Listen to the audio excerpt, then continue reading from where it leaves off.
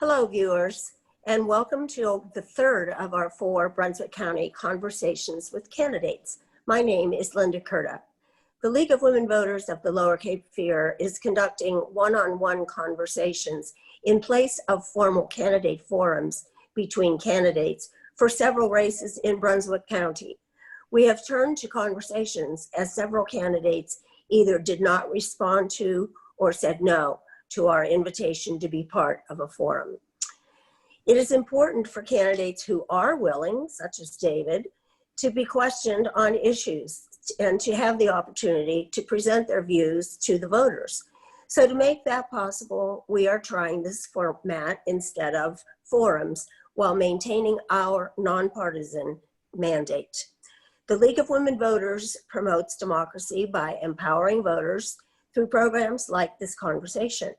We also maintain a website for learning more about candidates and voting in 2020 at vote411.org. Comments and answers to questions from candidates on the vote411.org site are their own unedited words. Vote 411, along with our website, lwvlcf.org, our Facebook page, and our Twitter and YouTube accounts help keep voters informed. On our website, you can see videos of the candidate forums that we did have in New Hanover County and one that we held in Brunswick County for Board of Education. These conversations will be posted to our YouTube and website also. Today's conversation is co-sponsored by the YWCA of the Lower Cape Fear and the Coastal Review Online, which is published by the North Carolina Coastal Federation. We appreciate the support and the co-sponsorship of these two partnering organizations. My conversation today is with Dr. David Sink, who is running for the 8th District NC Senate seat that encompasses 100% of Brunswick County, Pender County, Bladen County, and a small portion of New Hanover County. Hello, David, and thank you again for agreeing to participate in this League of Women Voters candidate conversation. Let's begin with you telling us a little bit about yourself and what motivates you to seek elective office. Well, do we have 3 hours, Lynn? That's a mouthful. I usually identify as a father, a grandfather, a pretty good Presbyterian.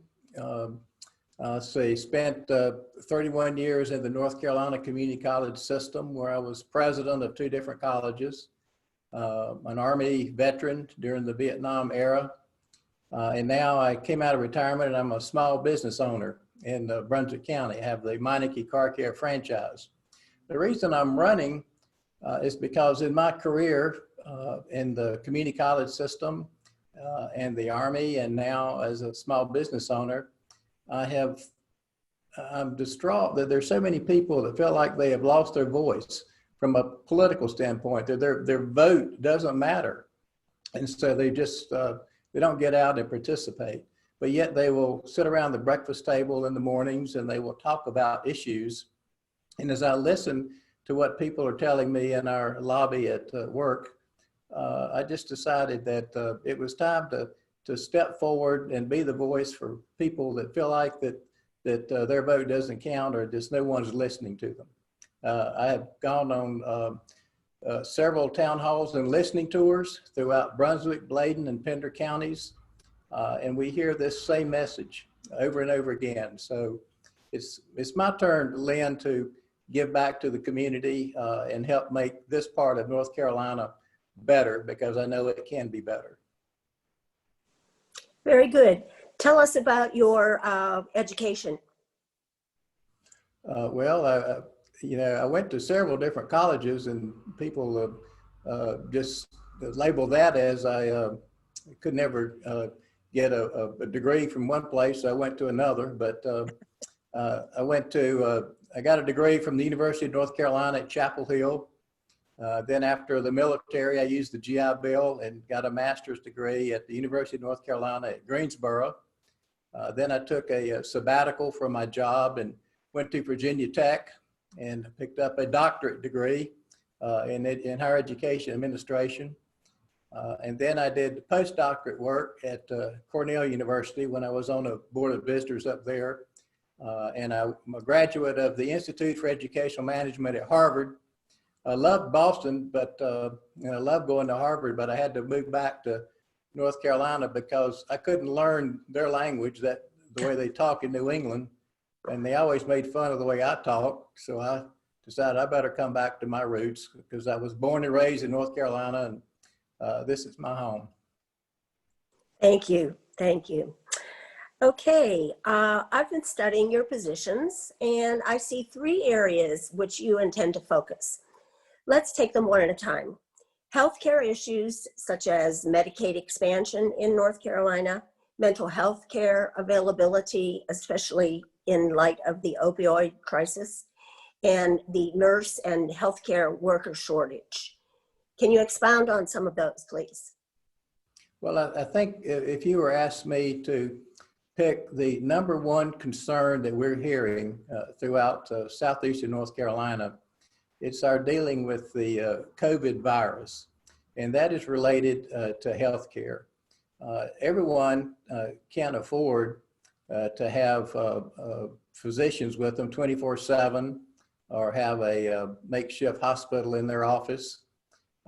So we're having to rely on, to deal with the COVID, we're going to have to rely on common sense with wearing the mask, washing our hands, keeping social distance, and the flow of air in and out of our rooms.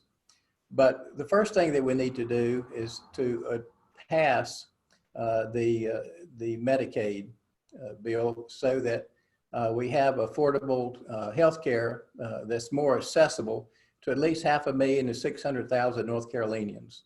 And that's the first step we need to take in health care. Then we address the other issues. Hopefully we have a vaccine fairly soon so that we can, in a healthy manner, return to the workplace.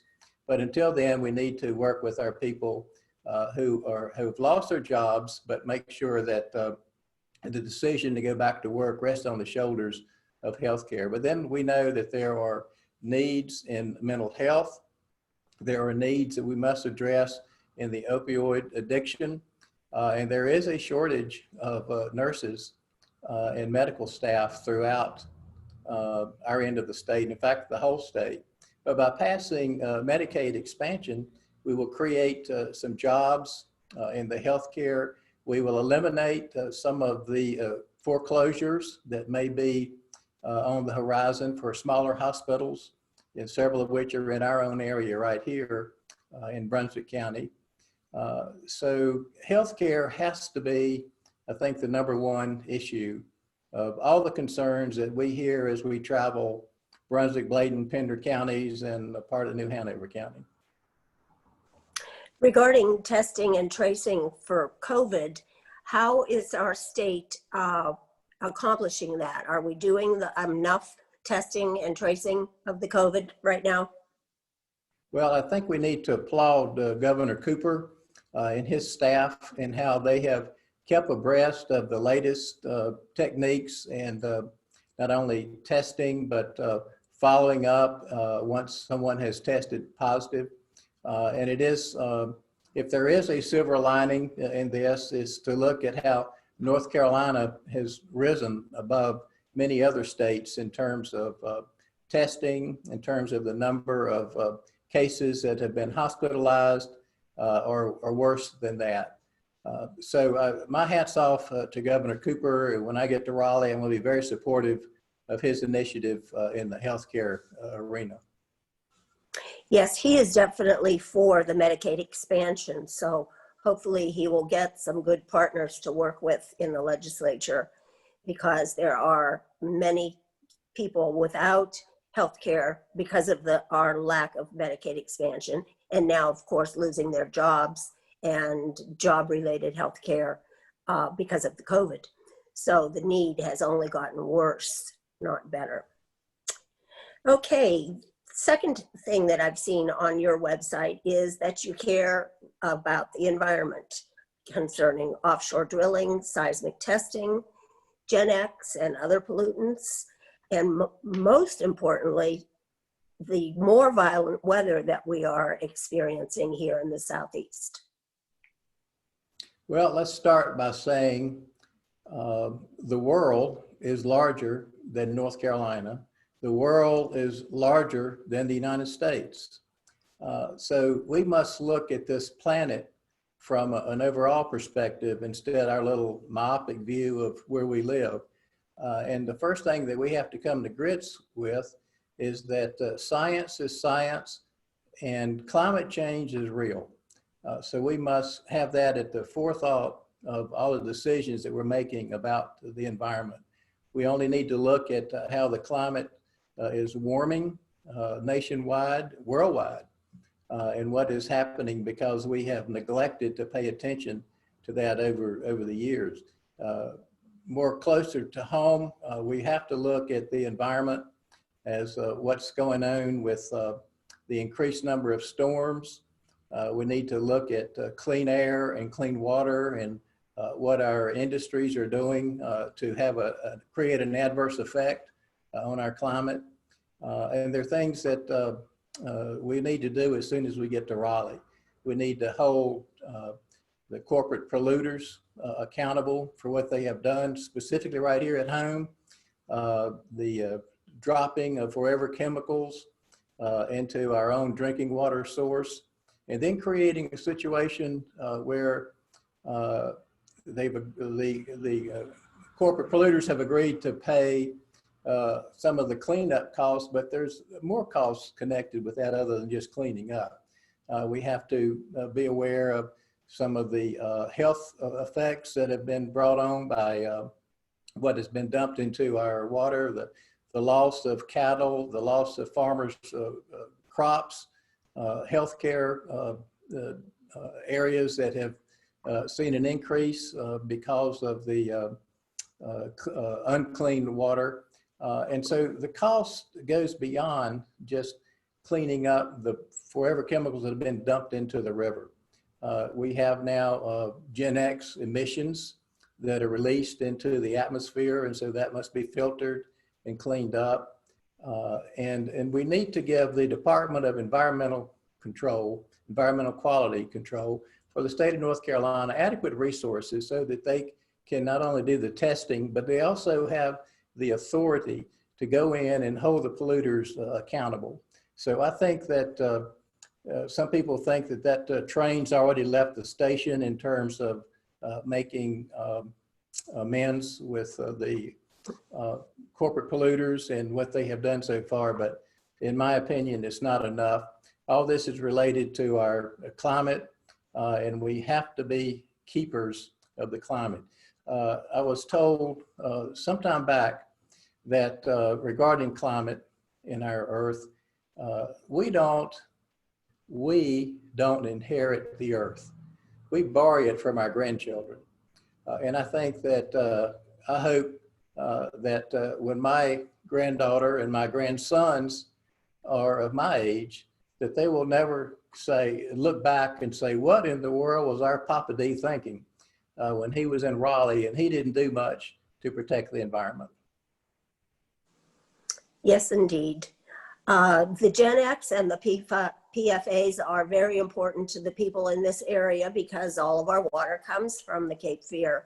So in addition to paying for the cleanup, as you said, what kind of requests can we make from the polluters for mitigation efforts?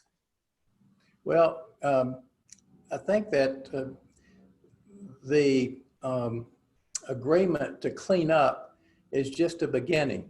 And it's not just the Chemours who have been dumping the PFAS into, or these unknown chemicals into the water, but there's also Duke Energy and their ash pits. I think there's 6 of them throughout the state, and there's one right here near Wilmington. And unfortunately, my opponent, Senator Rabin, has been one of the folks in the North Carolina Senate to kind of give Duke Energy a free pass, and that a bill has been passed that would actually allow Duke Energy to pass along the expense for cleaning up these coal ash facilities to the consumers. And that has to stop. We need to hold the polluters accountable, like Ken Muir's and Duke Energy, to step up to the plate and be responsible. And as we've said earlier, it goes beyond just cleanup. There's damage that's been done, and there has to be amends made for that. And it goes back to also what we said earlier about the Department of Environmental Quality has to have the resources to get out and do the research, and then have the muscle to bring these polluters, hold them accountable if they continue to do this. Quite frankly, as I understand it, Gen X and whatever these other unknown chemicals have been dumped into the Cape Fear, it's been going on for 40 years. And then we see what happened up in West Virginia before that industry came down here. So it's, let's just say enough is enough. And it is time to step up to the plate and say, clean water is a right, it's a privilege, and we are no longer going to bow down to the whims of the profit-seeking industry that just really doesn't care about our health or the environment as long as they can make another dollar or two. And then related to all this, and closure to this argument, is that I think it should be against the law, should be prohibitive for elected officials to receive PAC money from these corporate polluters. Because, Lynn, follow the money.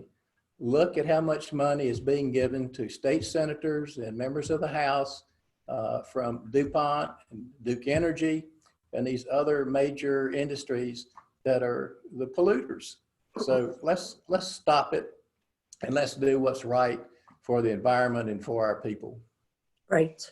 And it all circles back to healthcare, in that the children are the ones that suffer from the pollution as well as their parents in the water, and their health is affected and they don't have access to Medicaid for healthcare.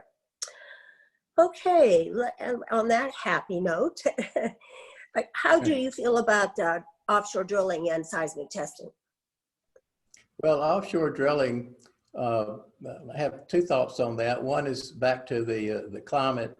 Number one, we know that the systemic testing, seismic testing, and offshore drilling are a major disruption to life under the ocean.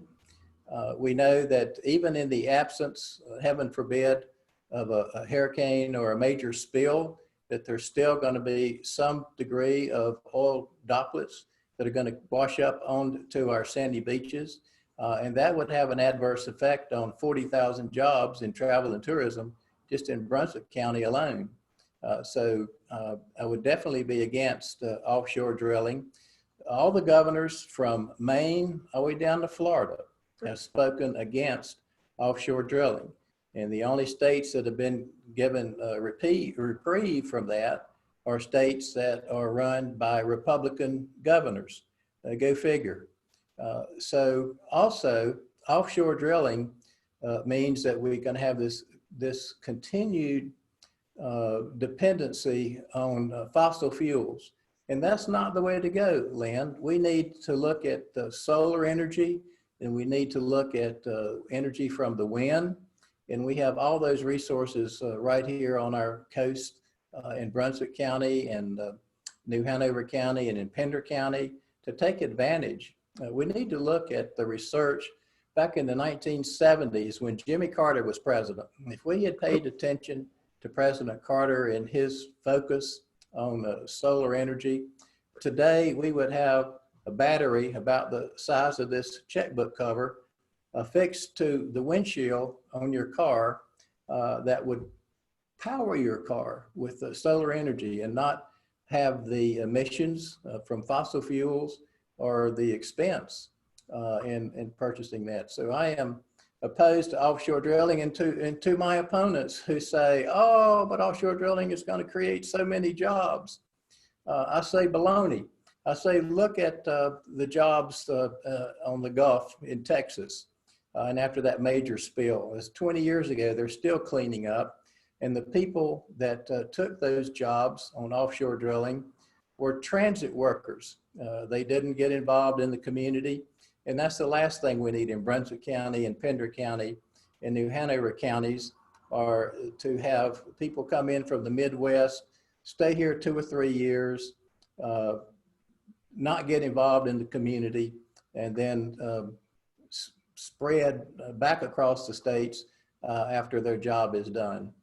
So there is no economic advantage, and there's certainly no advantage at all in terms of the climate to get engaged in offshore drilling. We need to, as Barney would say, one of my favorite philosophers, we just need to nip it in the bud and just quit thinking about offshore drilling is going to be the end all, see all, end all for our state, because it's not. And new energy jobs would come with renewable energy sources. So that would, you know, even up the situation with jobs. Okay, so you're a longtime educator, as am I. So your heart lies with teachers, students, staff, and the safety of those. Can you tell us what your plans are for educators? Well, thank you for throwing me that softball, because that's an easy question for me. I can relate back to being in high school in Lexington, North Carolina in the 60s, where our football coach and our English teachers and our guidance counselors drilled in us that you have got to make good grades in liberal arts so you can get a 4-year degree, because if you don't get that 4-year degree from one of the universities, and we were right there in the center of UNC Chapel Hill and Wake Forest and NC State, and that other school was dark blue. I forget it. It's hard for me to say Duke.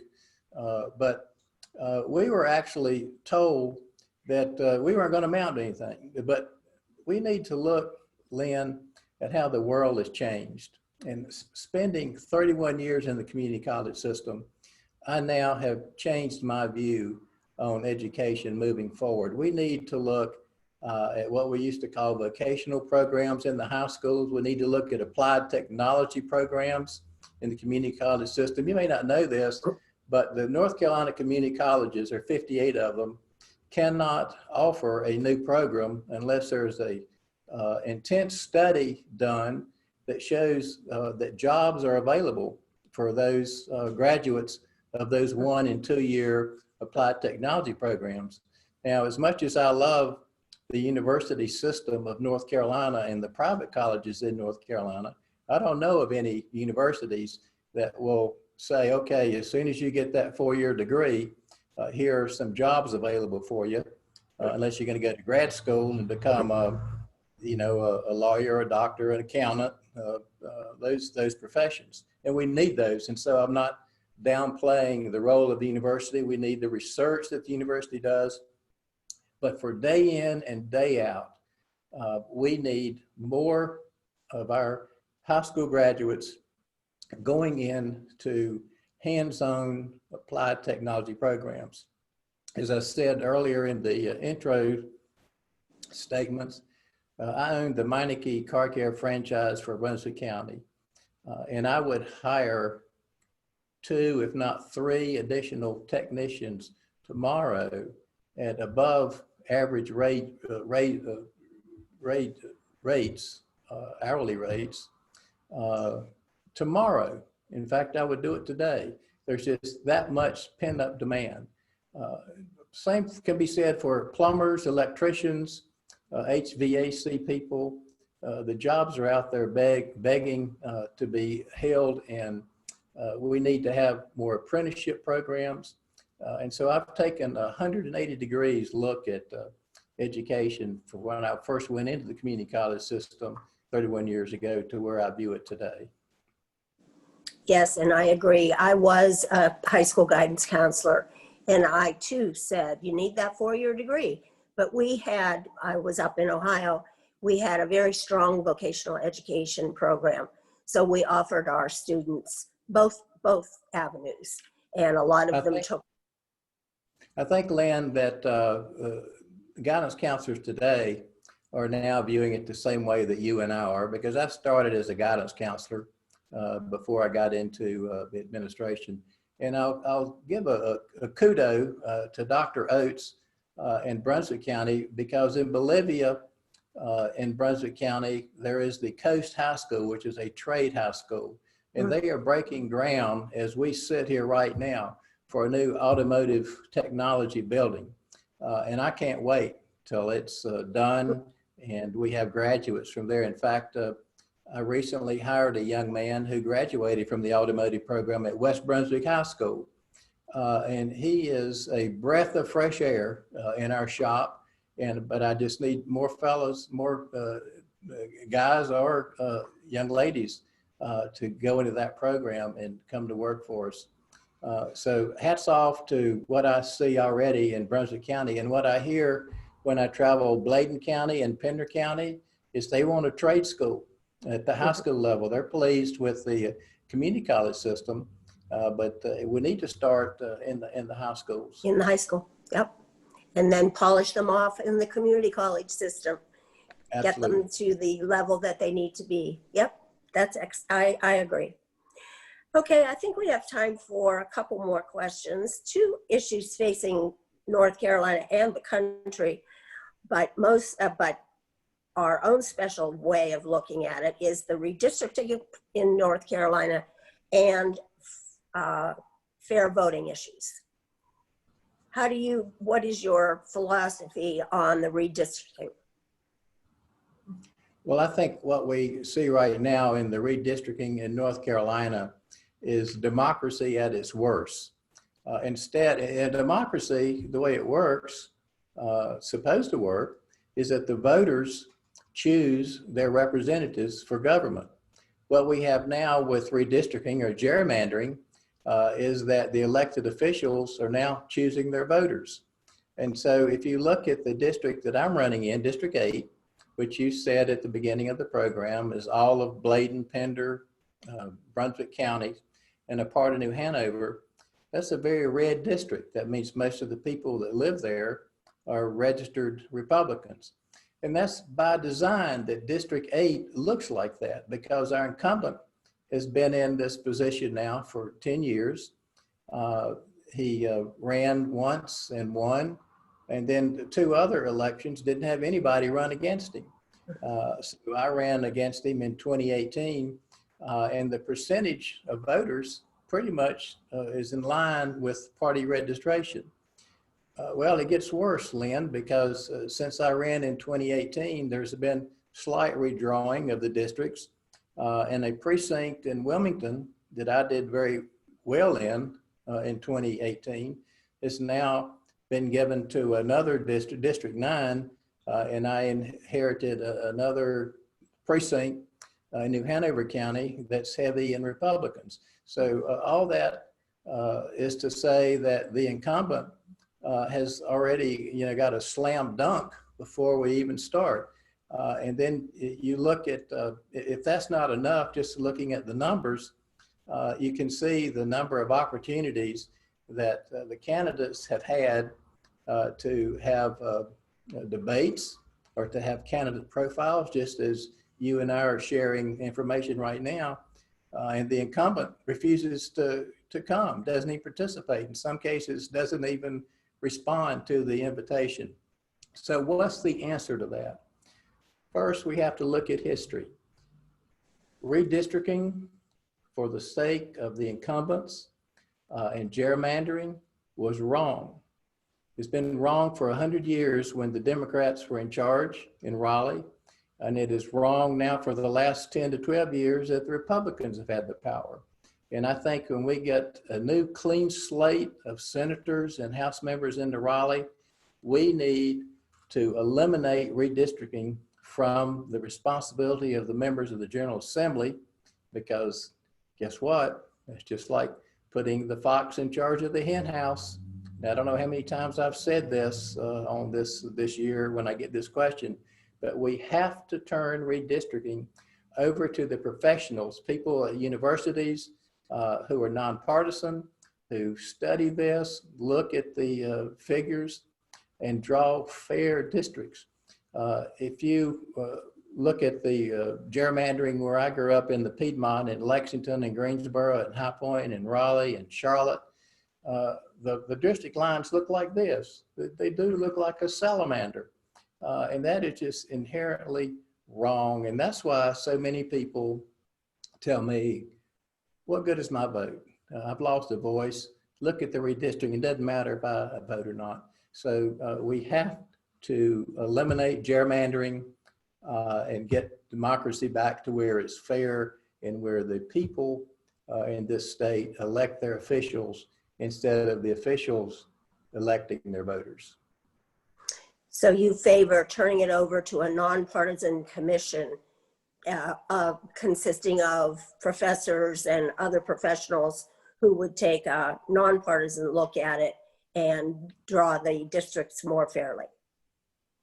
That's the answer, and that's the only way that we're going to get out of this gerrymandered situation, unless we can get it out of the hands of the elected officials in the North Carolina General Assembly and turn it over to a nonpartisan professional group that do this for a living. Okay, sounds like a plan. What about racial inequality? In the headlines every day for a very long time now. And we in North Carolina have voting issues that relate to racial inequality because of the Shelby Supreme Court decision. Is there a way to make voting and racial equality more of an issue in North Carolina, more of a goal to ameliorate? How do you feel about that? Well, I'm afraid to say that injustice does exist. I grew up in the 50s and 60s, and I saw the Jim Crow laws. I saw blatant racism. I saw a proliferation of Confederate statues going up, even though that the South lost the war. They feel like they won the social battle. Unfortunately, it exists, and we must look at voting laws that exist and still exist in some states that require voter IDs that are prohibitive for some of our citizens to go to the polls. You know, Lynn, everybody doesn't have a driver's license or a library card or a utility bill to show that they in fact live at a certain location. And so they run into problems when they're registering to vote or when they go to vote. That's got to stop. We've got to come to grips that we're all God's children and we have an equal voice when it comes to the polls. So in terms of systemic racism that we see in the news today, unfortunately with one or two bad police officers when 99% of them do a tremendous job. I'm against movements such as defunding. I think we need to look at reallocating resources to our law enforcement people to give them the resources they need. For example, I think it's very unfair to take law enforcement officers into a community on a domestic dispute when they haven't had training for that. So there needs to be social workers that are associated and assigned to law enforcement agencies. There needs to be psychologists who have gone through the basic law enforcement training program and that work at law enforcement agencies to help the law enforcement people with the challenges that they're going to come face to face, the mental challenges as they go out and work into communities and doing functions that they're really not trained for. I think that we need to have officers of color in certain neighborhoods and build a trustworthy relationship. I know when I was working as a guidance counselor at Davidson Community College outside of Lexington. The sheriff's department had basketball leagues where they would, on off duty, would come and play with the citizens in Davidson County, and created that bond of trusting and also creating a sense of worthwhile in the young people as they were working. And I think we need to look at training, although I think that, as I said, way large majority of our law enforcement officers do a great job, but just because one or two instances are tainting that agency, we need to look at the basic law enforcement training facilities and the curriculum and make that at least a 1 year or a 2 year community college program instead of an 8-week or 12-week program. And then all of a sudden you're an officer and you're kind of thrown into the fray of the job. I hate to say it, but I think there is an element of systemic racism. I hate to see these white supremacist groups. I hate to see groups that are too far to the left or too far to the right that are driving a wedge down between us and our communities. But I still harbor hope that goodness will prevail. As a counselor, you remember some of the writings and readings of Carl Rogers, who said that everybody is born with inherent goodness, and it's just along the way that sometimes we get sidetracked. I believe that there's goodness in everybody, and we just need to get together and work together and get beyond just looking at the color of someone's skin, but realize that if we're going to say all lives matter, then we have to include Black Lives Matter as well, so that we can say that everybody has an equalitarian approach to moving forward and having the good life that we all are entitled to. Very well put. You did say back at the beginning that you're doing listening tours.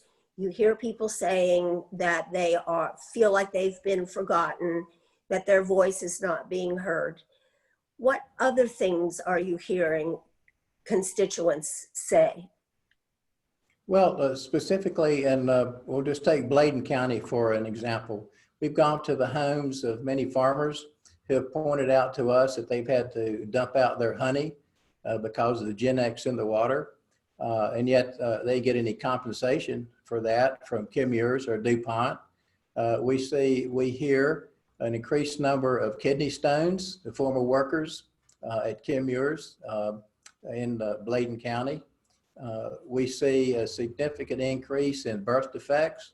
We see cattle that have died as a result of Gen X in the water. And what we're hearing is, who's going to help us farmers and us folks? Sure, Chemours ran some water lines to our house because the groundwater was tainted from Gen X. But is that all they're going to do? You know, what about long-term health care and a significant increase in cancer? Oh, and by the way, we can't afford health care because the Republican-controlled Senate and General Assembly in North Carolina has refused to pass Medicaid, where we need that. We need affordable health care. So we're hearing that, and we're hearing, when are we going to reopen North Carolina because of the COVID? Well, I think people understand that getting back to work must ride on the shoulders of the medical profession, where we can see that it is healthy to go back.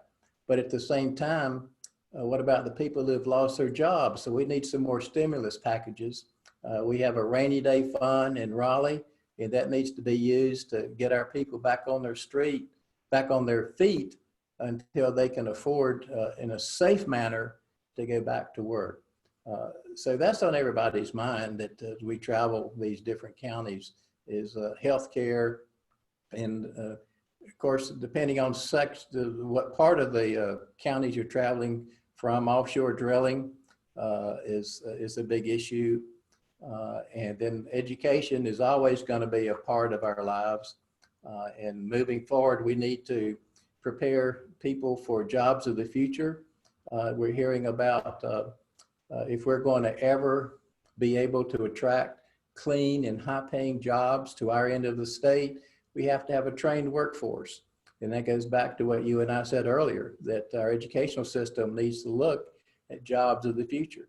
Whoever thought that 10 years ago there would be a wonderful economic opportunity in the development of drones and drone technology.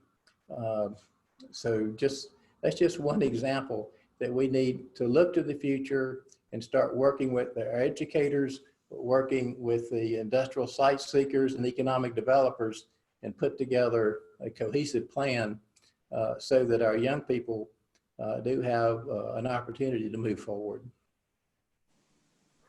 Yes, indeed. Well, I've really enjoyed this conversation with you, and we really thank you a lot for participating. It's very important for all of the people in Bladen and Pender and part of New Hanover and Brunswick to get to hear your positions. And since we couldn't have a forum, we had this conversation, and I think it went really well. Is there anything that I didn't cover that you would like to mention? Well, thank you, Lynn. You hit all the major spots on my platform. I would add that, hey, let's pass the Equal Rights Amendment. You know, isn't that kind of long overdue? And let's come to grips that science is science, and get politics out of what our health professionals need to do to guide us forward in that direction. There's so many other concerns and issues that we hear, Lynn, but I think you're limited to only giving me a 10-hour interview, and we can't cover it all in 10 hours. So have me back, because obviously my opponent, Senator Bill Rabon, refused the invitation from your group, League of Women Voters. He didn't even respond to an invitation from the NAACP for Brunswick County to hold an interview. And there are other organizations that have extended an opportunity for all of us candidates. And it's back to gerrymandering. You know, if the incumbents feel so entitled, they are above having conversations that you and I are having, and that's wrong. That's democracy at its worst. And that's the way I feel, and I'm sticking to it. Well, thank you again, and good luck. We'll be watching the polls on November the 3rd, so break a leg. Thank you, Lynn, and special thank you to your technical person, Mary Ellen Cole, back there in the back that made all this happen. Yes. Okay.